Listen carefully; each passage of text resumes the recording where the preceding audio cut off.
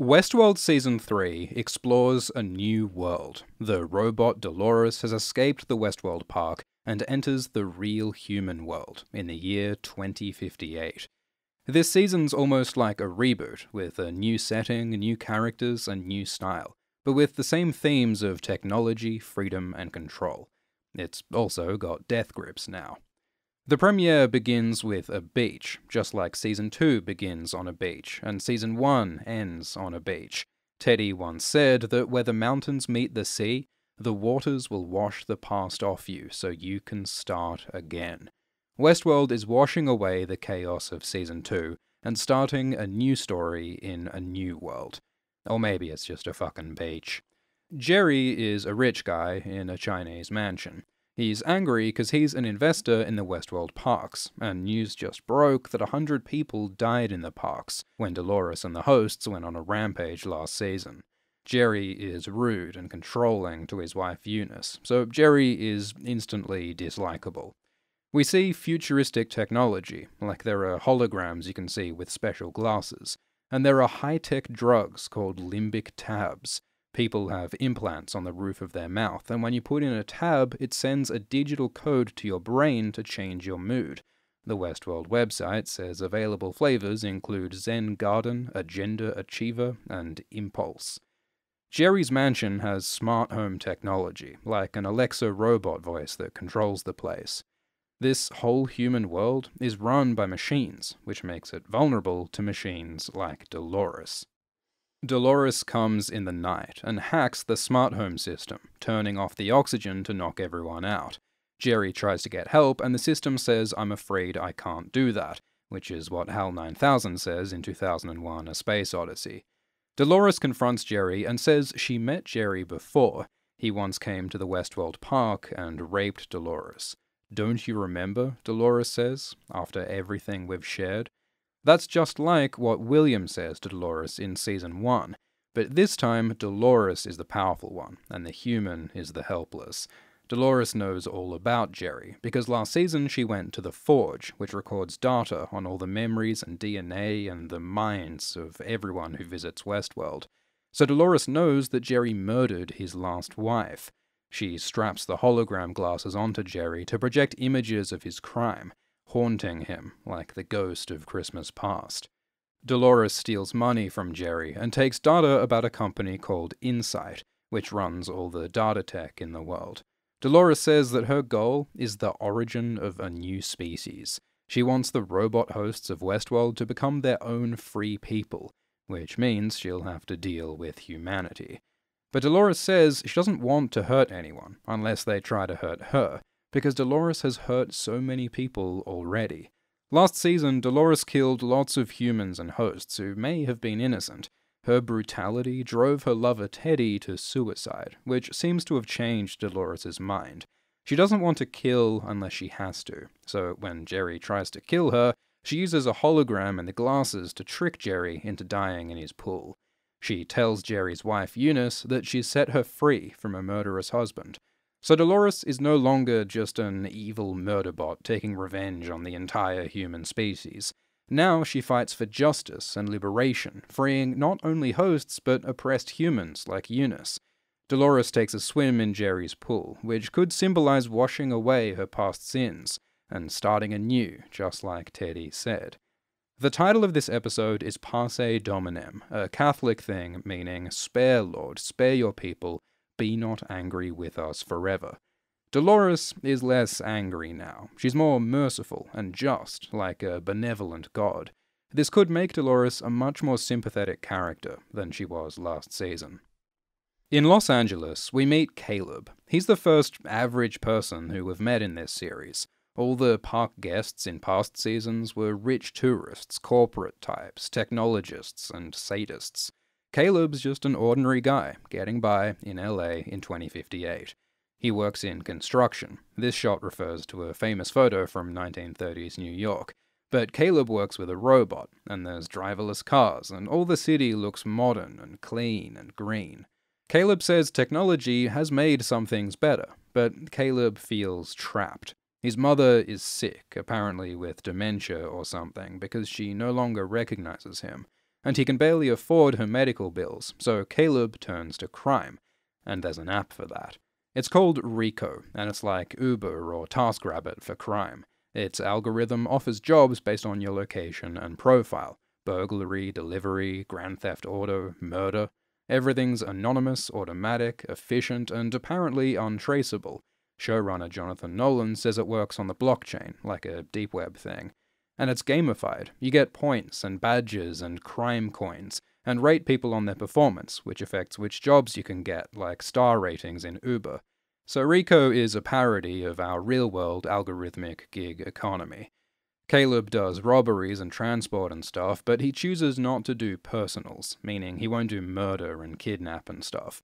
So Caleb's an easily likable character. He only does crime to pay for his mum's medical bills. But Caleb feels trapped in a loop. These shots of Caleb waking up each morning are just like Dolores waking up in Season 1. Caleb takes a job robbing an ATM, like the host Hector robs the saloon in Season 1. Hector does the same robbery over and over, because his programming tells him to, just like Caleb does these Rico jobs over and over, because its algorithm tells him to.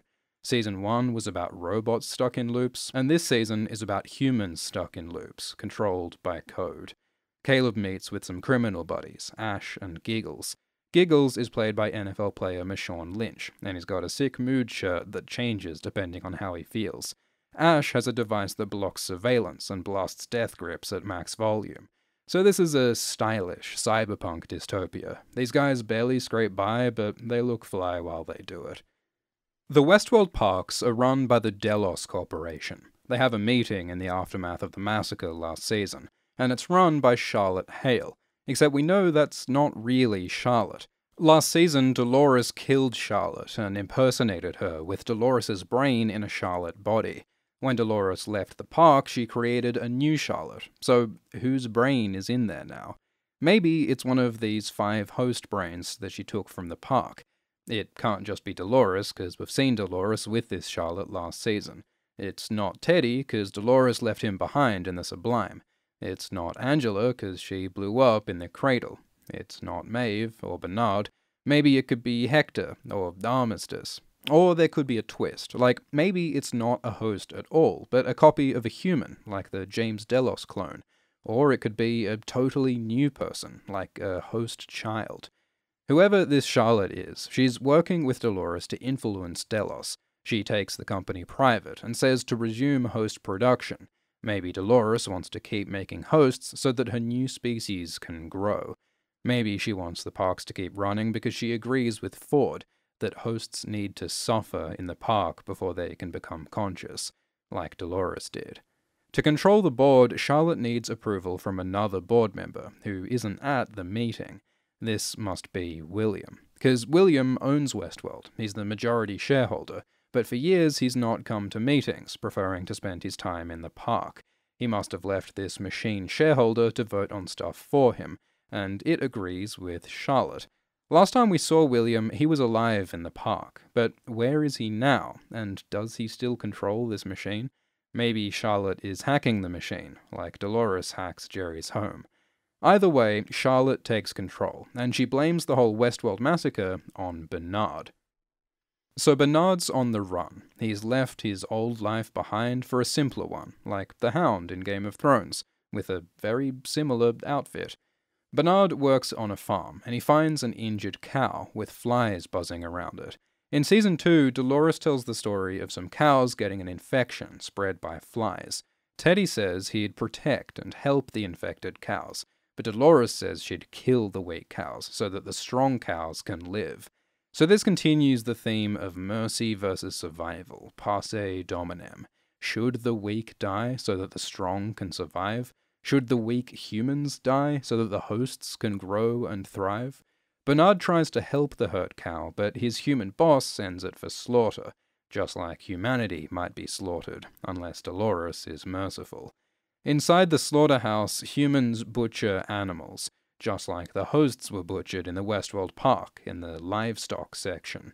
Then Bernard talks to himself, in diagnostic mode. He seems to have 2 different personalities. There's the more human, conscious side, and the more robotic, unconscious side. They talk to each other like Gollum and Smeagol in Lord of the Rings. Bernard doesn't trust his robo-side. He questions whether he's been influenced by Dolores, because this Bernard was created by Dolores last season. Maybe Dolores left some backdoor or hack to control Bernard's subconscious mind. Bernard's identity and mental state have always been complicated. Bernard is a host based on a human called Arnold. Arnold Weber is an anagram of Bernard Lowe. Now Bernard uses a fake identity, Armand Delgado, which is an anagram for damaged Arnold. So Armand is an alias of a copy of a dead man, and each time he's remade, he's changed, rearranged like the letters of his name. So Bernard is all scrambled up, and he's struggling to figure out who he is. He's attacked by some workers who recognize him as a fugitive, so Bernard lets out his robo-side, which is a powerful fighter. It's like Eddie Brock unleashing Venom. Bernard says that he's trying to save the human race from Dolores, but they don't listen, so he's forced to hurt the people he's trying to help, like that cow. So, like in previous seasons, Bernard's story is confusing, but at least everything seems to be happening within one timeline again. Dolores goes to a fancy corporate event for Insight, the tech company that runs the world's data. Dolores has seduced the face of Insight, Liam Dempsey, and is using him to get information on the company. The party is full of wealth and luxury and douchebags. Liam's friend brags that his drink is worth more than people earn in a year. Meanwhile, Caleb can't afford his mum's medical bills. So this is a deeply unequal society, which is not so different to reality. Showrunner Jonathan Nolan says this is what the world might be like if we continue the way we're going, with a small number of people holding even more of the wealth and power, controlling everyone else through technology. Liam's friend gets high and says nothing is real, we're all living in a simulation, man. It is a common theory that the so-called real world in this show is actually another fake reality, or another park, like Future World. But the showrunners are clearly interested in exploring our reality, so having this guy rant about simulations might be their way of dismissing the theory and saying this is the real world. Dolores says that a part of the brain called the nucleus accumbens evolved to make humans believe in God, which is a loose interpretation of the neuroscience, but there is evidence linking the nucleus accumbens to religious experiences. So Dolores' point is that believing that we're inside someone's simulation is basically the same as believing that we're in a world created by a god. Either way, you're just believing in a higher power because that's what our brains have evolved to believe. Humans, like robots, can only follow their code. Dolores sees Rehoboam, a computer that processes all the data for the Insight Corporation. Its algorithm gives strategies that tell people how to live, what you should buy, what job you should work, who you should date. Insight offers a path for everyone. In Season 1, Dolores believed in a path for everyone, but then she realized that was her programming, trapping her in a loop of suffering. Humans had been free, but now they've built technology that traps them in loops as well. Dolores uses a sick cyberbike and spy glasses to listen in on a meeting between Liam and an Insight person called Martel. She says someone has been accessing Rehoboam through Liam, so this probably means that Dolores got in by exploiting Liam's access. Martel threatens to use Rehoboam's data to assassinate Liam. So Liam admits to Dolores that he has no real power at Insight. The only person who controls Rehoboam is its original architect, a mysterious guy called Serac. Liam implies that Serac may have murdered Liam's father, who was Serac's business partner. Dolores gets captured by Martin, a hard-ass fixer guy for Liam. Martin figured out that Dolores was using a fake identity. So Martin uses Rico to hire someone to bring some drugs to kill Dolores, and Caleb gets the delivery job. Martin injects Dolores with the lethal drugs, but they do nothing, because she's a robot. Dolores summons a driverless car, and inside is a host copy of Martin. This whole thing is Dolores' trap. Like with Jerry, she must have used data from the Forge to predict and manipulate Martin. She kills Martin and replaces him with the host Martin, loyal to her. So with this Martin and the Charlotte, Dolores is using hosts to infiltrate powerful tech companies, to take over the human world and help the birth of a new host species. Martin's men attack, and they have a shootout in MacArthur Park. Dolores goes all Terminator on their asses. As a robot, she's fast and tough, but she is not invulnerable. She walks wounded into a tunnel, where she's found by Caleb. Caleb was once in the army with his friend Francis, played by Kid Cudi. But something went wrong, Francis got killed, and Caleb is traumatized. The army put him in a psych program, but instead of a human therapist, he has to talk to a chatbot with the voice and personality of his dead friend, like some Black Mirror shit. And this Francis bot isn't like the real Francis. The bot encourages compliance with the system and playing the game, when the real Francis was rebellious. So Caleb rejects the bot and says he needs someone real. And that's when he meets Dolores. So the irony will be that the robot Dolores is the realest person in Caleb's life. Unlike everyone else who's trapped in a loop, Dolores follows her own plan. In Season 1, Dolores fell into the arms of William, who became the Man in Black. William taught her that humans are selfish and cruel. Maybe Caleb will show Dolores that humans can be good and selfless. Showrunner Jonathan Nolan says Caleb represents humanness and humility and kindness. But Caleb is still mysterious. He casually mentions that he's been shot in the head before, and his mother did say that he's not her son. So there are theories that Caleb is actually some robot replacement, though that could undermine the whole human good idea. But we've still got to question whether this meeting of Dolores and Caleb really is random chance. Caleb was brought to Dolores by a job on the Rico app. Rico is meant to be untrackable, but it'd be a cool twist if the crime app was actually controlled by Insight. The easiest way to prevent rebellion is to make rebellion part of the system, right? Like in The Matrix, when the One and Zion are actually programmed by the machines, or like the prison industry in the real world. Throughout the episode, we get these shots where some system sees divergence and anomalies in the places where Dolores and Caleb go.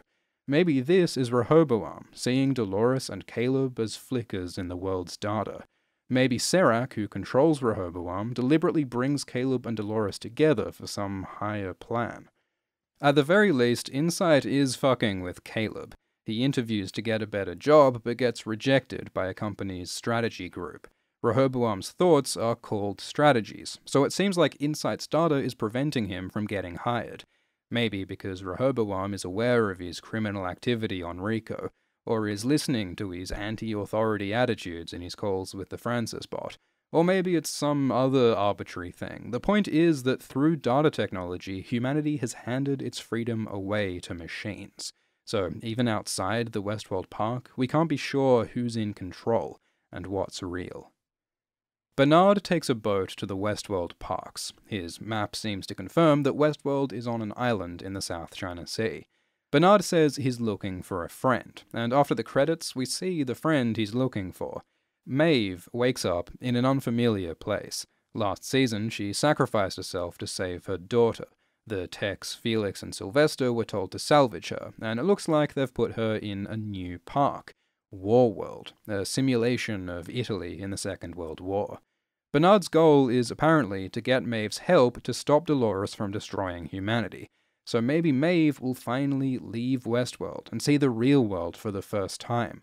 In Season 1, Maeve's programmed narrative said that she crossed the shining sea to a new world, where she can be whoever the fuck she wants. Now, she'll finally get to do that for real, but first, she'll probably kill some Nazis. Westworld has a new intro sequence that highlights some of the themes of the season.